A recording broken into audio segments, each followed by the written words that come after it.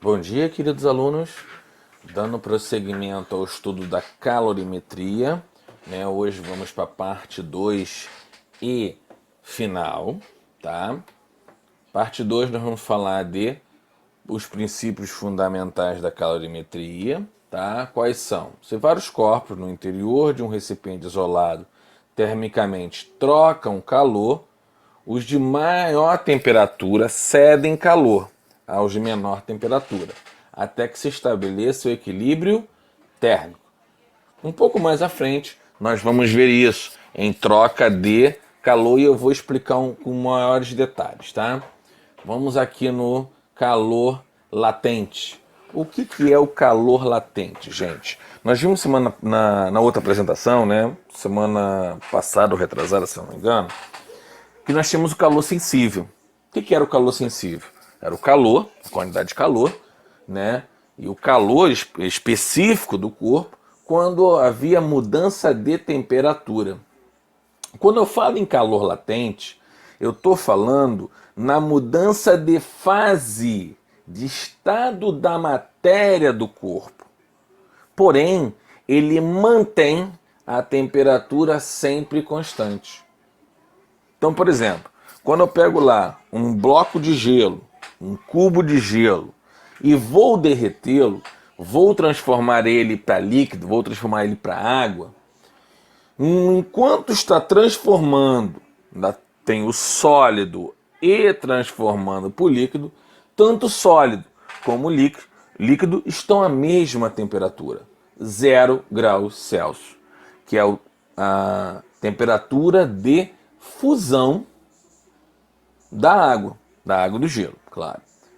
Mesma coisa acontece quando eu pego lá a água e vou ferver. Transformo ela em vapor. Tanto a água como o vapor que está saindo ali, o vapor de água, todos os dois estão a 100 graus Celsius, temperatura de ebulição. Então o calor latente, ele se diferencia do calor sensível, porque o calor latente é só para mudança de fase, de estado de agregação da matéria. Já o calor sensível é mudança de temperatura. Certo? Beleza? Ótimo. E quais são, né? Aí nós temos lá, vou até pegar aqui, ó, a minha caneta, né? Qual é a fórmula do calor latente? Q M vezes L, onde M é a massa do corpo, né? E L a latente. A latente pode ser de fusão, a latente pode ser de solidificação, a latente pode ser de liquefação. Vou dar o mesmo exemplo, ó, a mesma coisa. A latente do gelo para a água. Qual é a transformação do gelo para a água? Liquefação. A latente dela é 80 calorias por grama. Já quando eu transformo a água para o gelo, é uma latente de solidificação. O valor é o mesmo, é 80. Porém, agrega-se um sinal, o menos, menos 80 calorias. Por que isso acontece? Porque quando eu estou transformando de sólido para líquido, o corpo está recebendo calor. Então a latente é positiva. Tanto que nós temos aqui, ó. Tá aqui, ó, indicado aqui. Quando eu transformo de líquido para sólido, ele está cedendo calor. Então a latente tem que ser negativa, tá? Beleza? Ótimo. Quais são os estados da matéria? Sólido, líquido e gasoso. É o que nós estudamos, tá? De sólido para líquido, fusão, líquido para gasoso, vaporização. Gasoso para líquido, liquefação ou condensação. Líquido para sólido, solidificação. Tá? Gasoso para sólido, sublimação. Para nós em física, nós não estudamos de forma direta, do gasoso para o sólido, tá? Ele primeiro passa pelas etapas. tá? Mais à frente nós vamos ver alguns exercícios, semana que vem eu vou passar alguns exercícios para vocês, onde nós vamos ter ele transformando para líquido e depois para gasoso, tá? Então ele passa por etapas, beleza? Ótimo. O equilíbrio térmico, que é o caso que nós vimos lá, tá? O equilíbrio térmico é a condição que o corpo encontra a mesma temperatura que suas vizinhanças. Observe-se que todos os corpos se encontram em temperaturas mais altas que seus vizinhos, tendo-se a conceder-lhes calor de forma espontânea até ambos passem a apresentar a mesma temperatura. Então tem um corpo A, ele menor temperatura, ele vai transportar o calor para o corpo B. Esse transporte de calor vai acabar quando os dois tiverem a mesma temperatura. Então, ó, quantidade de calor de quem cedeu mais quantidade de calor de quem recebeu sempre tem que ser igual a zero. Por quê? Todo o calor de um vai para o outro. Vou dar um exemplo para que vocês entendam e vejam que isso aqui é simples demais. Ferveu o leite de manhã para fazer um belo de um chocolate quente. Mas está impossível beber muito quente. O que você faz? Passa de um copo para o outro, de uma caneca para outra. No momento que você está passando de um copo para o outro ou de uma caneca para outra, o que vai acontecer? O calor que tem no líquido, tá? No leite achocolatado, ele vai transmitir para quem? Para o copo ou para a caneca, para a cerâmica da caneca. Enquanto isso, a cerâmica, né, a caneca ou o copo, ela vai aquecer até chegar à mesma temperatura que está o leite, o chocolate, né, o achocolatado.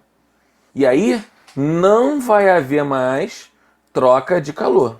Quando eu tenho a mesma temperatura, temperatura de A igual à temperatura do corpo B, ele não tem mais troca de calor. Não haverá mais troca de calor entre eles, tá?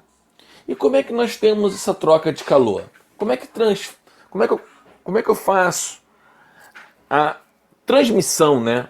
Que é a palavra correta, de calor de um corpo para o outro? Através dessas três formas. Ou a condução térmica, ou a convecção térmica, ou a irradiação térmica. Calma que nós vamos ver um por um. Vamos lá. Condução térmica. Vamos ler a definição. Propagação de calor em que a energia térmica é transmitida de partícula para partícula. Não há transporte das partículas, há somente transmissão de energia térmica. E aqui eu tenho um exemplo. Eu tenho uma barra de ferro, né? Aqueço ela. Ela vai transmitir o calor por toda a barra de ferro. É por isso que quando você aquece um ferro, se você tiver com a mão nele na outra ponta, vai aquecer. Quer um exemplo melhor? Tu bota uma panela, né, de ferro, que a alça também seja de ferro, no fogo. E deixa ela fazendo a comida. O que vai acontecer com a alça? Onde você pega ali? Vai estar quente. Por quê? Conduziu o calor para ela. Por isso que muitas vezes a alça é de plástico para não aquecer, entendeu? Ou diminuir o aquecimento. Isso é a condução térmica. Quem são os condutores térmicos? São aqueles que possuem elevado coeficiente de condutibilidade térmica. Ou seja, são materiais que conduzem calor com facilidade. Exemplo, os metais são excelentes condutores. E aí vem o que eu falo para vocês do exemplo da alça de plástico, né? Aquele plástico, ele vai conduzir menos que o ferro, certo? Isolantes térmicos.